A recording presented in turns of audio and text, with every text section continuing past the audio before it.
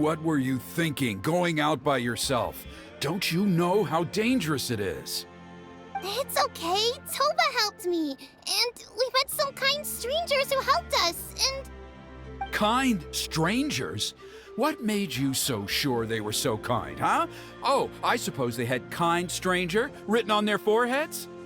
Yeah, actually, they did. In big, bold letters. Don't talk back to me. The Mountain King problem still hasn't been solved. What would I do if I lost you too? No dinner for you tonight. They were good people, Dad. Dinner or no dinner. Hello again, Huni. It's Miss Paimon and Miss Traveler. Dad, it's them. They're the ones who helped me. And I promised we'd take care of them if they came to visit. Oh, so you're the kind strangers. Well, I'm Trinidad.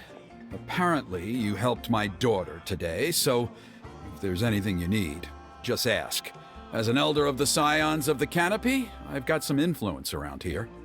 Now, I trust that you're sensible people who know better than to take advantage of their host's generosity. Yep, just helping a neighbor. We're not looking for anything in return. Oh?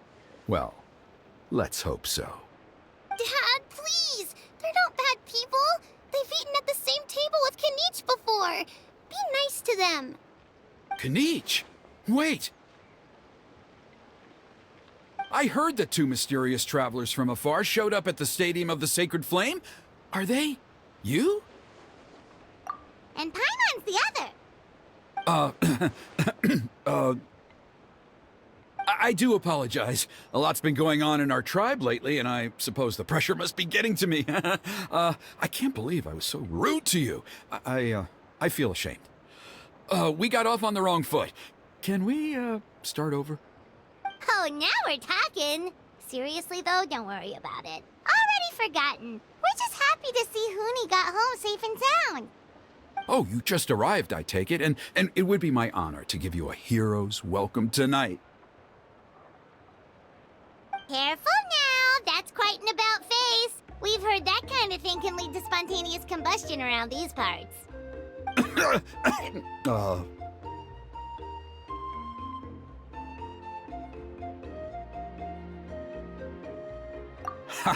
My dear traveler, you are very perceptive indeed. Go inside now, Huni. Dad's got some important business to discuss. Okay.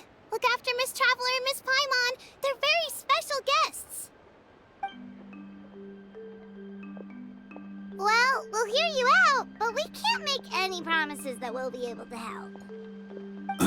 Well, this is a matter of utmost importance. Please, allow me to explain. For many years, our tribe has celebrated the Turnfire Night. It is a traditional ceremony among the Scions of the Canopy in which we remember our ancestor, Burkina, and his companion, Kangamato, the Mountain King. Burkina was a hero who bore the ancient name Malipo, and Kangamato was a powerful Yumkasor warrior. Together, they fought against the Abyss. They were victorious, but it came at a great cost. Burkina paid with his life. The Mountain King survived, but was contaminated by the Abyss, and he remains in hibernation to this day. Normally, Yumkasors never live longer than a century. It is possible that the Abyssal power is responsible for his unnaturally long lifespan.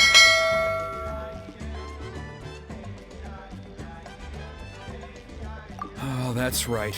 The Mountain King is a living symbol of our glory, but even this glory comes at a price. The abyssal power inside him is highly sensitive, and when it is disturbed, he awakens and flies into a blind rage, attacking anything that moves.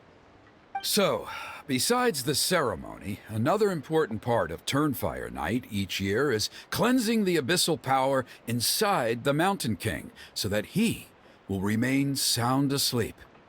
However, Abyss-related incidents have been on the rise in that land lately, as I'm sure you're both aware. As a result, it has become increasingly difficult to keep the Mountain King in hibernation. Only 5 months have passed since the last Turnfire night, and he's already showing signs of instability. Has he woken up again? He has. We managed to contain the situation by performing a makeshift ceremony right away, but it was a close call. He could reawaken at any moment. Also, he attacked and wounded my companion, Nana, during the ceremony. She became contaminated by the Abyss as a result, and... We heard. Such a tragedy. We're really sorry for your loss. Yes, and Nana wasn't the first. Anyway, right now we're preparing for an exceptional Turnfire Night ceremony, and we need to find a suitable flame bearer. From what I've heard about your adventures, I believe you would be perfect for the role.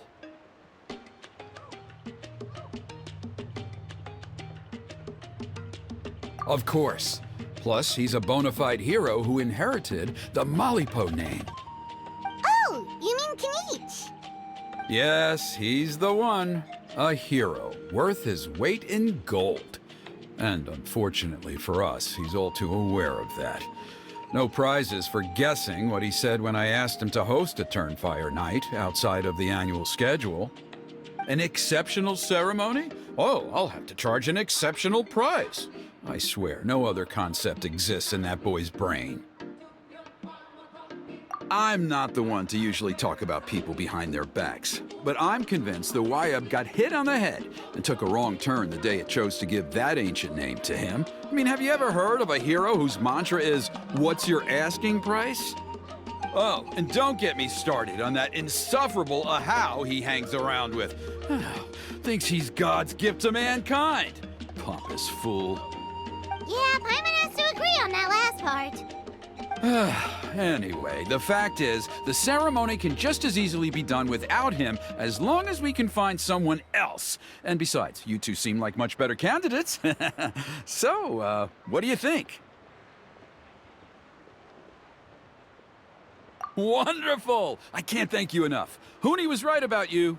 You have kindness in your hearts. Come with me to the other side of the mountain. I'll bring you up to speed on each step of the ceremony.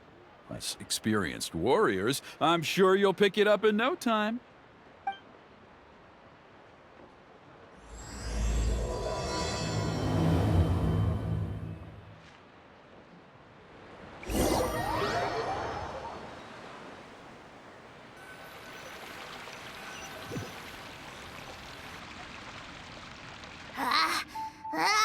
Achoo! Curses! Who dares insult the great Kepahlawanan behind his back? Oh, great Kepahlawanan, bless you. Shut your filthy mouth, worm of the abyss! Your putrid words defile the air we breathe. You make the almighty Dragon Lord, Kepahlawanan, sick to the stomach! Speaking as a member of the Abyss Order, that's music to my ears. Exactly the kind of reaction we're going for. But on a personal level, I gotta say, it's pretty hurtful. Ugh, never have we heard such brazen blustering from someone who is inches from death! Up yours, Four Eyes! We spit in your face! Okay, well, that I am at a loss to explain. How do I manage to stay so chirpy and cheerful? I can only guess it's some kind of powerful magic. But I digress. Mr. Kinich, I admit it, you, sir, are a legendary hunter. Still, the only reason you caught me is that I was reluctant to run away. You see, I'm very interested in the lore of your tribe. Okay. Is that it? Kay? Aren't you intrigued to know what it is about you guys that prompted a visit from the Abyss? It's the extreme sports! The other day, I narrowly avoided getting hit by a very brave soul who just leaped off a cliff. I think you call it bungee jumping? Anyway, I was very impressed. That is what I call embracing the spirit of adventure. Look, I even did a painting inspired by the bravery and freedom of the scions of the canopy. You scum-sucking swine! I swear, if you go bungee jumping, it'll be without a rope! Head first off the tallest cliff, with a band of hunters on your tail, and nowhere left to run, and a bottomless cesspit waiting for you on the ground. You say that, but I get the sense that Mr. Kinich isn't planning to take my life right now. On top of that, I'm tired of spying on you from afar. So why don't we just negotiate a comfortable operating distance that works for both of us? I've heard that the most important thing in human relationships is to respect each other's boundaries. What do you say, Mr. Kinich? Or you could tell me what it is you're really after. What? And then I'll name my price.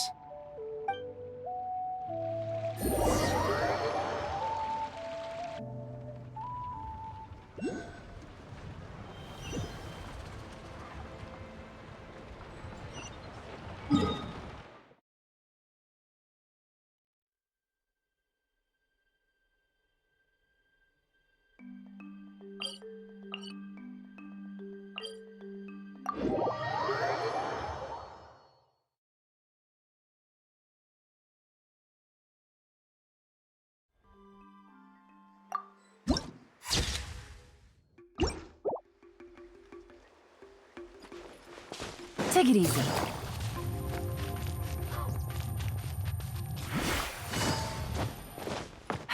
Yeah.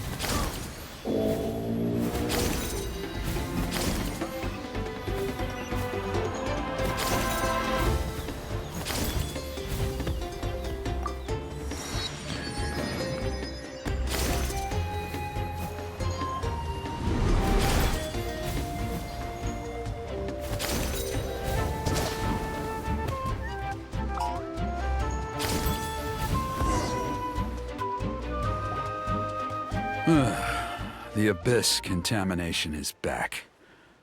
No surprises there. No doubt that explains the Mountain King's recent activity. See those torches over there? Those are the Sacred Flame offshoots that we requested from the Stadium of the Sacred Flame. They contain the power of the Pyro Archon. Are you saying that the Sacred Flame and the Turnfire are the same thing? Well, for ceremonial purposes, at least. Sending someone to the Night Kingdom to retrieve the legendary Turnfire isn't exactly an option. More to the point, though, the Sacred Flame is able to burn away abyssal filth, so that's why we use it in the ceremony. Gotcha! So basically, we just need to clean up the filth with the Sacred Flame. Well, that's one part of it, yes, but the complete ceremony is a bit more complicated than that. First, the flame bearer must collect a kindling of the sacred flame from the starting point, then use a grappling hook to fly up into the sky and light each of the sacred flame pillars.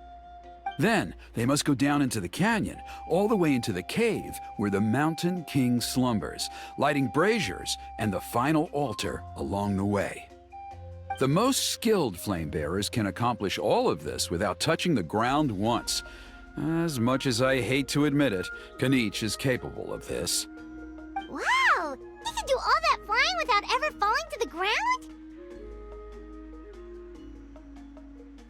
Well, of course Paimon can! it'd be much harder for you guys. Well, don't worry. It's not a requirement of the ceremony. You're allowed to touch the ground. The only thing you're not allowed to do is turn back. The flame bearer must always keep moving forward. You can't skip a pillar, then come back to it after lighting the next one. To do so would be to disrespect our ancestors. So, what actually happens if you do turn back? Surely the fires don't just go out. If you're not careful, you might get burned. What about today then? Does the same rule apply? Oh no, don't worry. Today is just a practice. The order doesn't matter. You just need to take the sacred flame, cleanse the filth, then go light all the braziers. Are you ready? I'll repeat all the key points again. Gather the kindling, cleanse the filth, and light all the braziers. I'll wait for you at the end.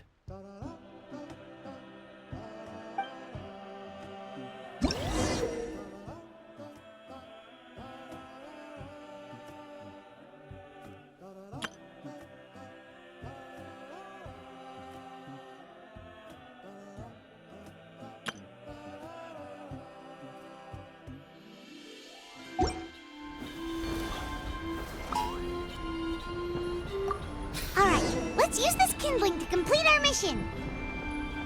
There's abyssal filth over there. Let's burn it away with the sacred flame.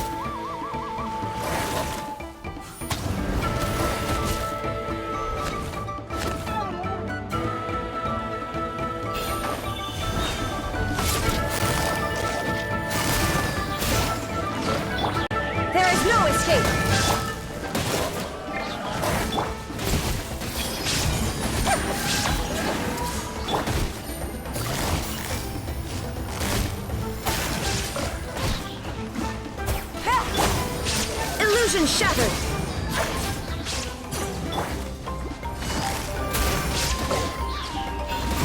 Winging it wasn't the best idea. Busted!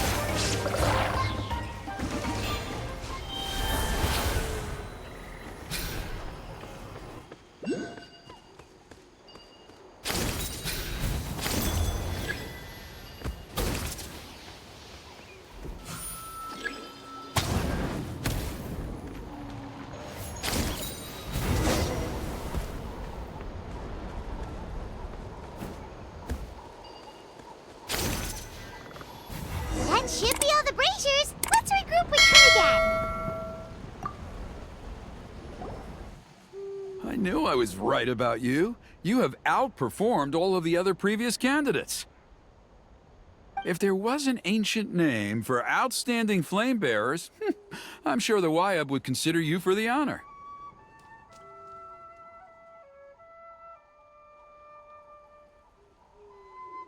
Yeah, although it would probably take Paimon quite a bit longer. All right, now there's still a few days left until the ceremony, and I should probably get back so I can inform the chief and the other elders that I have found the flame bearer we need. Oh, you mean they've still got to sign off on it? Some of them are still hoping we can come to an agreement with Kanich, but that's only because they haven't seen you in action. Still, I'm the one responsible for securing a flame bearer, and my recommendation is you. Just for Paimon's own peace of mind, are you sure it's not going to be a problem having Outlanders take on such an important role in your ceremony? See that place over there? There was a time, long before the age of Burkina and the Mountain King, when we, Scions of the Canopy, called that our home. After a period of upheaval, our ancestors were forced to move away. Now, it has become a place where our youths go to develop courage and kindle a spirit of adventure. If we fail to keep the threat posed by the Mountain King at bay, it might not be long before we have to move again and find a new home. So, to answer your question, I think everyone will agree that you are the right choice. Fair enough. Desperate times call for desperate measures. I'll need you to drop by my place at some point before the ceremony, if that's all right. There are still a few final details that we need to discuss. Okay, see you later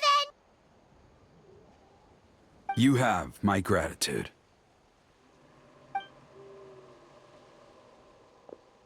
We've helped out with a lot of other local festivals before, but this one feels a little different. Anyway, let's take a break before heading back to Trinidad's place.